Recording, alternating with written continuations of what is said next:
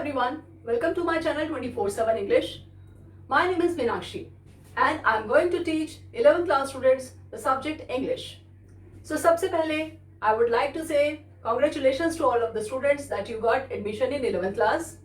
और आपके 10th में बहुत अच्छे मार्क्स आए होंगे और अगर आप अपने मार्क्स से सेटिस्फाइड नहीं भी हैं so don't worry because your marks are not the parameter of your success and future. In my videos, I will cover up the entire syllabus of 11th class subject English. So first of all, I want to tell you that you have two books in your syllabus, Hornbill and Snapshots. Hornbill is your textbook and Snapshots your supplementary reader. So first of all, I would like to start the lesson 1 of Hornbill, The Portrait of a Lady. So without further ado, let's start. The Portrait of a Lady by Khushwant Singh. So first of all, let's read about the author. Here the author is Khushwant Singh. अब author के बारे में जानना क्यों जरूरी है? क्योंकि author जो भी लिखता है, whatever he is or she is going to write about his life, his culture, everything, वो सब उसके सराउंडिंग्स को, उसके कल्चर को, उसके एक्सपीरियंसेस को शो करता है और उससे हमें बहुत कुछ जानने को मिलता है उनके लिटरेचर वर्क के थ्रू. तो यहाँ पे Khushwant Singh as the name itself says कि वो पंजाब से बिलोंग करते थे और जो हमारा सारा स्टोरी है that is also related to Punjab और वहाँ पे कहीं ना कहीं हमें पंजाब का कल्चर जो है वो देखने को मिलेगा आपको. So he was an Indian author, lawyer, diplomat, journalist and politician. ये सब थे खुशवंत सिंह. बहुत ज्यादा हमें डिटेल में जाने की जरूरत नहीं है because this much is sufficient for us. Now we come to the theme of the lesson. अब सबसे पहले आपको थीम पता होना चाहिए कि लेसन का थीम क्या है. Why this lesson has been written, what's the basic theme behind it. So here the author uses innocence, friendship, love, connection, kindness, selflessness, respect and acceptance. Means you can say these all are emotions, human emotions, जो सब कुछ उन्होंने as a theme उस lesson के अंदर डाले हैं हमें दिखाने के लिए कि ह्यूमंस के इमोशंस कैसे होते हैं, how they behave with each other. Here author loves his grandmother. As the name itself indicates, the portrait of a lady means portrait means picture. Picture कैसी पिक्चर जिसमें आपका फेस है, आपके शोल्डर तक है, ज्यादा पूरा पिक्चर नहीं, जस्ट अबाउट योर फेस. तो फेस से ही आपको बहुत सारी चीजें एक्सप्रेशंस के थ्रू और आपके whatever you see in that face उससे ही हमें पता चल जाता है. तो यहाँ पे पोर्ट्रेट ऑफ लेडी में खुशवंत सिंह अपनी ग्रैंड मदर के बारे में बता रहे हैं. तो यहाँ कहते हैं the here the author loves his grand mother very much and both have a close and loving relationship. So यानी यहाँ दिखाते हैं कि ह्यूमन रिलेशनशिप्स, कौन humans, Khushwant Singh and his grandmother. तो वो दोनों के रिलेशनशिप को, और रिलेशनशिप कैसा है, फ्रेंडशिप का. जैसे आप जानते हैं कि फ्रेंड्स बहुत अच्छे रिलेशन होता है फ्रेंड्स का. हम सब कुछ अपने फ्रेंड्स के साथ शेयर करते हैं. बहुत सारी बातें जो हम अपने पेरेंट्स को या किसी और को नहीं बताना चाहते हम अपने फ्रेंड्स के साथ शेयर कर लेते हैं. तो यहाँ वो लोग जो ग्रैंड मदर है और खुशवंत सिंह है वो दोनों बहुत क्लोज रिलेशन और बहुत फ्रेंड्स की तरह रहते हैं. जैसे आप लोगों ने भी अपने घर में अपने ग्रैंड पेरेंट्स को देखा होगा अपने साथ. आपके पेरेंट्स शायद किसी बात के लिए डांट दें लेकिन वो नहीं डांटेंगे आपको. आप चाहे कुछ भी करिए लेकिन वो आपको कभी कुछ नहीं कहेंगे. तो क्यों? क्योंकि they love you and they want to be friend with you. और वो आपके साथ इस तरह का लव, कंपैशन, काइंडनेस, ये वाला सारा रिलेशन आपके साथ रखते हैं. हो सकता है आपके पेरेंट्स को वो कुछ कह देंगे लेकिन आपको कुछ नहीं कहेंगे. सो ये यहाँ पर थीम में शो करता है. Now we come to the message कि ये लेसन हमें क्या मैसेज देता है, क्योंकि हर लेसन कुछ ना कुछ मैसेज जरूर देता है. So here this lesson also gives a message. And what's the message? It determines the fact that a person who is truly religious, एक इंसान जो बहुत रिलीजियस है, जो रिलीजन पे बिलीव करता है, स्टेज कंपोज्ड एंड काम. वो हमेशा कैसा रहेगा? वो composed and calm means very much devoted towards everything and calm, peaceful, plus he or she will try to hide his feelings. अपनी फीलिंग्स को सबसे छुपा लेना या अपने आप को अपने ऊपर कंट्रोल करना. Generous, helpful and kind-hearted, as you know it. अच्छे दिल वाला. Here, grandmother was a truly religious person and had compassion for all. Compassion for all means sympathetic to all. सबके लिए sympathy रखना. और यहाँ पे grandmother जो है, she is the main protagonist of this lesson. So she is a truly religious person. So let's start the lesson. The Portrait of a Lady by Khushwant Singh. My grandmother, like everybody's grandmother, was an old woman. She had been old and wrinkled for the 20 years that I had known her. People said that she had once been young and pretty and had even had a husband. But that was hard to believe. Now what Khushwant Singh says कि जैसे सबकी grandmother's होती हैं, सबकी दादी होती हैं, सबकी नानी होती हैं, इस तरह से उनकी भी ग्रैंडमदर थी, was very old women. Natural सी बात है, जब दादी होंगी या नानी होंगी तो वो ओल्ड ही होंगी. तो अब वो कहता है कि वो बहुत ओल्ड थी. She was very wrinkled. Wrinkled means सारे फेस पे झुर्रियां पड़ जाना, इस तरह से थी. और वो 20 ईयर से उनको ऐसा ही देखता आ रहा था. मतलब 20 ईयर से अपनी दादी को उसने इसी तरह से देखा था. वो उसने कभी उनको यंग नहीं देखा. पीपल सेड, आप कहते हैं लोग ऐसा कहते थे कि वो कभी यंग और प्रिटी दिखती थी. That she had been once young and pretty. कभी ऐसे देखती थी. और उनके कोई हस्बैंड भी थे. मतलब इसका मतलब कि उसके ग्रैंडफादर नहीं है. His grandfather is not alive now. But that was hard to believe. लेकिन वो कहता है कि जो उनकी एज लग रही है और 20 ईयर से जैसा वो उनको देखता आ रहा है, it was hard to believe. मतलब वो उसमें बिलीव नहीं कर सकता. उसको नहीं लगता ऐसा कि कभी वो यंग भी रही होंगी या कभी उनके हस्बैंड भी होंगे कोई. My grandfather's portrait hung above the mantelpiece in the drawing room.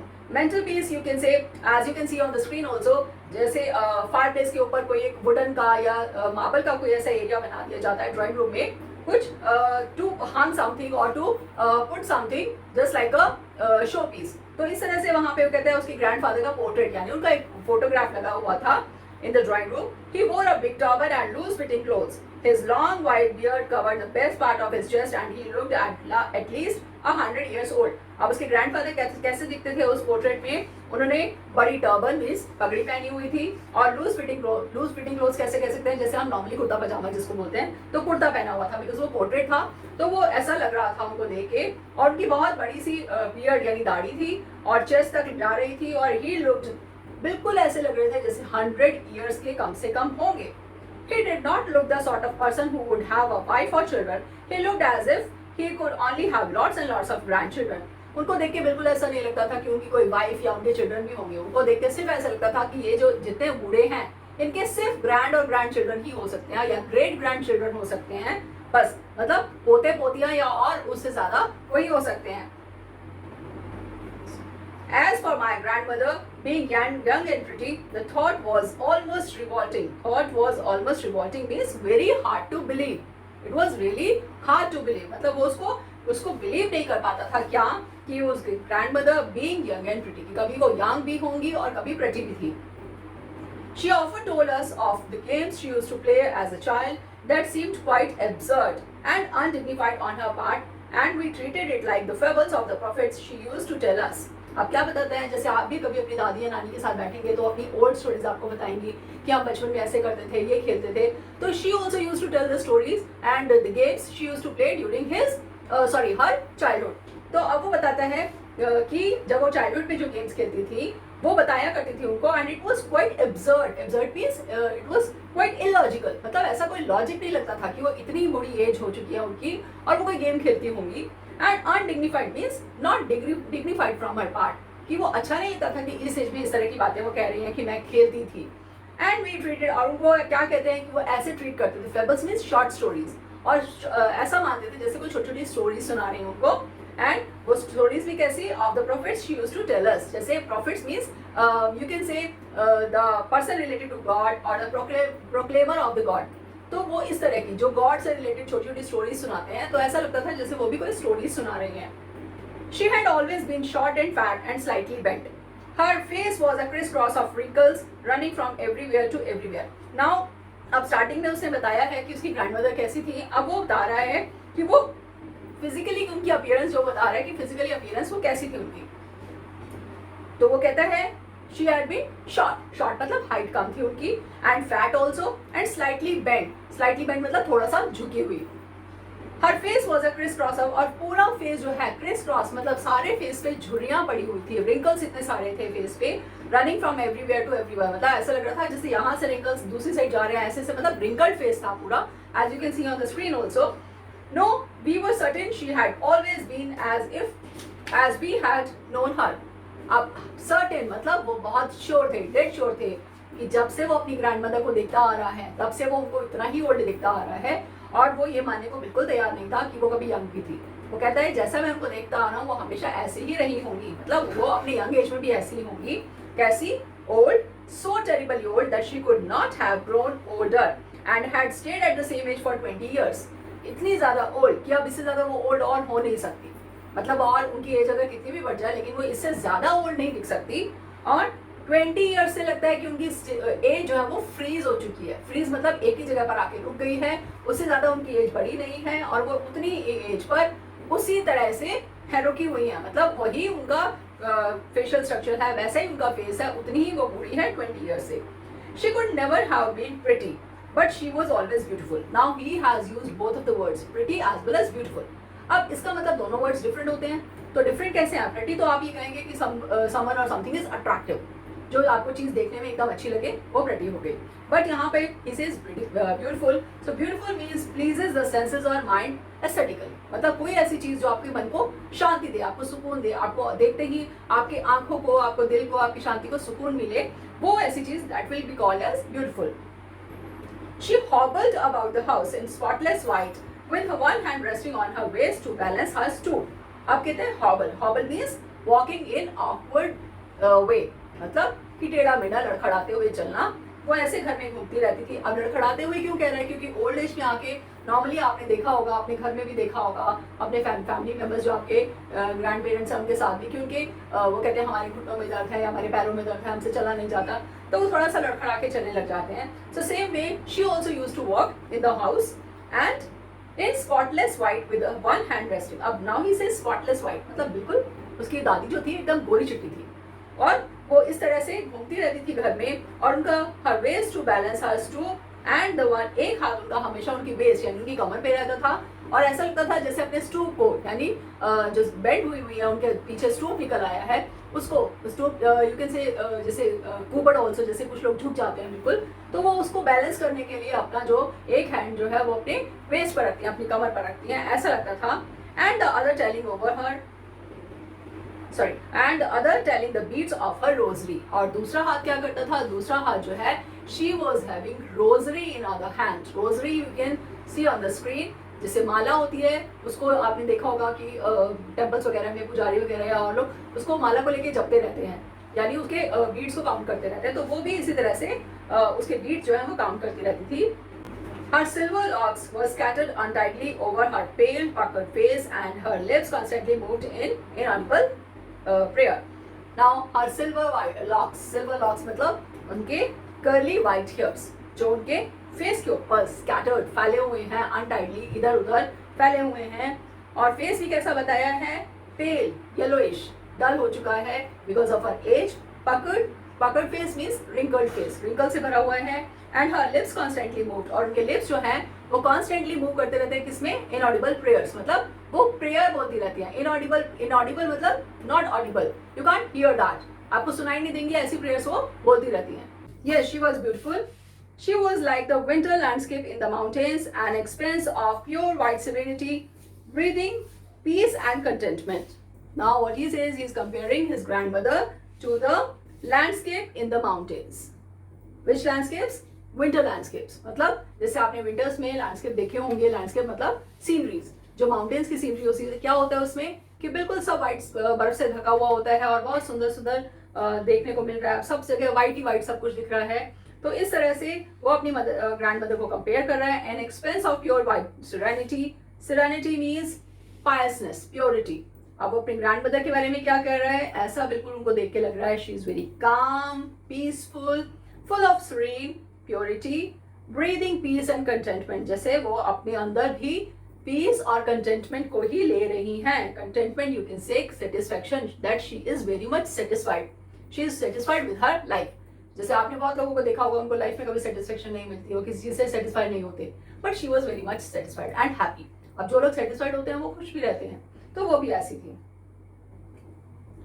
My grand mother and I were good friends. My parents left me with her when they went to city live in the city and we were constantly together. अब वो साथ में क्यों रह रहे हैं? क्योंकि village life उसने बताई है, विलेज में रह रहे हैं, तो अब वो कहता है कि क्यों साथ रह रहे हैं? क्योंकि उसके पेरेंट्स जो है वो सिटी में चले गए थे फॉर सम वर्क पर्पज, काम की वजह से चले गए होंगे, अभी उनको घर नहीं मिला होगा या वो सेटल नहीं हुए होंगे, तो इसलिए उन्होंने क्या किया, उन्होंने उसकी ग्रैंड मदर को और उसको वहीं पर छोड़ दिया विलेज में, और वो लोग सिटी चले गए। माई parents left me with her when they went to live in the city and we were constantly together. She used to wake me up in the morning and get me ready for school. She said her morning prayer in a monotonous sing song while she waited and dressed me in the hope that I would listen and get to know it by heart. अब क्या कहता है वो कि उसकी grand mother क्या करती थी, वो उसकी बहुत हेल्प करती थी. कैसे हेल्प करती थी? वो अर्ली मॉर्निंग उसको उठाती थी, wake me up in the morning, और क्योंकि वो कॉन्स्टेंटली साथ रहते थे, हमेशा साथ रहते थे, तो वो उसको अर्ली मॉर्निंग उनको उठाती थी. उनको मोनोटनस सिंग सॉन्ग मतलब कि she used to sing the prayers. सारा टाइम जैसे मुझे बताया कि हर वक्त प्रेयर्स बोलती, इनऑडिबल प्रेयर्स बोलती रहती थी. तो मोनोटनस मतलब वेरी बोरिंग, कि जो रेगुलर में आप सुनते रहते और आपको बहुत बोरिंग और डल सा लगने लग जाता है. तो such kind of sing song while she bathed, जब उसको नहला रही हैं, उसको ड्रेसअप कर रही हैं, उस टाइम वो अपनी सिंगिंग जो है उसमें उनकी लगी रहती थी, प्रेयर्स बोलती रहती थी और वो सुनता भी था. And get to know it by heart. और वो उसकी दादी को ऐसा लगता था कि वो सबको लर्न कर रहा है, उसको सब कुछ याद हो रहा है. Then she would loved her voice but never bothered to learn it. अब वो सुनता क्यों था? Because he loved her voice. उसको उनकी आवाज सुनना अच्छा लगता था, उनका गाना अच्छा लगता था. But he never bothered to learn it. He was not concerned about it to learn it. कि उसको ऐसे कभी ऐसा नहीं सोचा कि मैं इसको लर्न करूँ. बस हाँ, वो सुन रहा है क्योंकि उसकी दादी वो गा रही है, उसकी ग्रैंडमदर गा रही है, और वो सुन रहा है क्योंकि उसको आवाज अच्छी लग रही है. Then she would fetch me wooden slate which she had already washed and plastered with yellow chalk, a tiny earthen ink pot and a red pen, tie them all in a bundle and hand it to me. अब ये बताता है कि सब कुछ काम उसकी grandmother उसके लिए करती थी. पहले उसको नहला दिया, उसको रेडी कर दिया, फिर उसके बाद उसकी जो वुडन स्लेट थी उसको भी रेडी करती थी. अब पहले ऐसे कॉपीज या रजिस्टर्स नहीं होते थे, तो पहले क्या होता था कि लोग स्लेट लेके जाते थे. तो वो स्लेट क्या होती थी? वो वुडन स्लेट बनी होती थी, वुड की, उसको पीस को कट करके बिल्कुल प्लेन करके वो स्लेट बनाई जाती थी और उसके ऊपर पेन से लिखते थे, इंक पेन से. और उसको वॉश करने के लिए या क्लीन करने के लिए उसके ऊपर प्लास्टर लगा देते थे, येलो चॉक से उसको क्लीन कर देते थे और वो साफ हो जाती थी. तो वो कहता है वो सब क्लीन करके उसकी दादी जो उसके लिए रखती थी. और एक छोटा सा आर्धन मतलब मिट्टी का, उन्होंने आर्धन जैसे आपका आपके घर में मटका भी होता है, सेम एक छोटा सा उन्होंने बनाया हुआ था इंक पॉट, और उस इंक पॉट के अंदर इंक भी रेडी रखती थी और उसका रेड पेन जो है, रेड इंक रेडी रखती थी, और उसका वो पेन जो था जिसको हम पहले बोलते थे कलम, वो भी रेडी रखती थी. और सबको टाई करके एक बंडल के अंदर और उसके लिए स्कूल ले जाने के लिए सब कुछ रेडी होता था. After a breakfast of a thick stale chapati with a little butter and sugar spread on it, we went to school. She carried several stale chapatis with her for the village dogs. अब हम बता रहे हैं, जैसे हमने पहले discuss किया इसमें, कि फ्रेंडशिप है, दोनों साथ रह रहे हैं, लव है, दोनों आपस में एक दूसरे को लव करते हैं क्योंकि ग्रैंड मदर है और उसका ग्रैंड सन है, उनका कनेक्शन है आपस में. She is very kind, helping also, सब कुछ उसका काम कर रही हैं. अब क्या आता है, उनकी एक और जो चीज आती है वो क्या आता है, हमारे यहाँ पे दिखाते हैं कि वो she is very much generous. Generous कैसे है, काइंड हार्टेड कैसे है? बिकॉज वो उसको मॉर्निंग में ब्रेकफास्ट के लिए क्या देती थी? Stale chapati. Stale is the opposite of fresh, मतलब बासी जिसको कहते हैं. तो वो चपाती उसको खाने के लिए देती थी, उसके ऊपर बटर रख दिया, थोड़ा सा शुगर रख दिया. जैसे मैंने आपको स्टार्टिंग में बताया, Khushwant Singh he was from Punjab. तो पंजाब का कल्चर यहाँ पे दिखाई देता है कि वहाँ पे जैसे मॉर्निंग में क्या ब्रेकफास्ट में लेते हैं, चपाती ले ली. चपाती कौन सी? जो उनके चूल्हे की बनी हुई रोटी होती है वो लिया, उसके ऊपर थोड़ा सा बटर रखा, मक्खन जिसको कहते हैं, और थोड़ा सा शुगर रखा, या जिसको आप जैगरी और गुड़ भी कह सकते हैं, वो रखा उसके ऊपर, और साथ में खाते हुए स्कूल के लिए निकल गया. अब सिर्फ इतना ही नहीं, अब उसकी ग्रैंडमदर और क्या करती थी, और चपातीज भी ले लेती थी अपने साथ. क्यों? विलेज डॉग्स के लिए, क्योंकि उसको पता था जब वो उसको स्कूल छोड़ने के लिए जाएंगी तो रास्ते में डॉग्स भी मिलेंगे और वो डॉग्स को भी वहां पे चपाती देती हुई निकल जाती थी. My grandmother always went to school with me because the school was attached to the temple. The priest taught us the alphabet and the morning prayer. अब यहाँ देखने को हम क्या देखते हैं कि ग्रैंडमदर और Khushwant Singh, they are all the time connected to each other. वो बिल्कुल आपस में साथ हैं. कैसे? जब वो स्कूल जा रही है तो भी उसके साथ जा रही हैं. क्यों? क्योंकि स्कूल और टेम्पल दोनों बिल्कुल साथ में थे, एडजेसेंट, एक ही वॉल जैसे शेयर कर रहे हैं. तो वो थे. अब वो जब तक स्कूल में पढ़ता था तब तक उसकी ग्रैंडमदर जो है, she used to sit in the temple, वो वहां बैठती थी अपनी प्रेयर्स करने के लिए. While the children sat in the row on either side of the veranda, singing the alphabet or the prayer in a chorus, my grandmother sat inside reading the scriptures. क्या बताते हैं कि स्कूल में वो veranda में, अब ऐसे आपके जैसे स्कूल्स नहीं कि वहाँ पे टेबल लगा है, डेस्क है, चेयर है और सब अच्छे से बैठे हैं, नहीं. विलेज में स्कूल में क्या होता है कि सब नीचे बैठते हैं, एक ही वरांडा पूरा बड़ा सा हो गया, हॉल टाइप, और वहाँ पे सब बच्चों को बिठा दिया नीचे, और फिर उसके बाद वहाँ पे उनकी टीचिंग स्टार्ट होती है। तो वो वरांडा में सारे बैठते थे, सिंगिंग द अल्फाबेट और the prayer in a chorus. अब उनको पढ़ाते क्या थे? अल्फाबेट्स हिंदी के वो पढ़ाते थे, और या फिर जो उनकी प्रेयर्स हैं वो सिखाई जाती थी। और वो सब कोरस, कोरस मतलब रिपीट करना, कि एक बार एक साथ सब यूनिसन में बोल रहे हैं और सब एक साथ रिपीट कर रहे हैं, वो बोलते थे। एंड उसकी मीनवाइल उसकी ग्रैंड मदर क्या करती थी? वो टेम्पल में बैठी रहती थी and reading the scriptures. Scriptures means holy books. Holy books जैसे आपकी रामायण है, आपकी गुरु ग्रंथ साहिब हैं, आपकी और बाकी जो भी बुक्स हैं वो सब, तो वो अपना बैठे, बाइबल हो गई और कुरान हो गई, इस तरह की बुक्स जो है दीज आर स्क्रिप्चर्स। तो वो वहाँ बैठ के उसको पढ़ती थी। When we had both finished, we would walk back together. This time the village dogs would meet us at the temple door.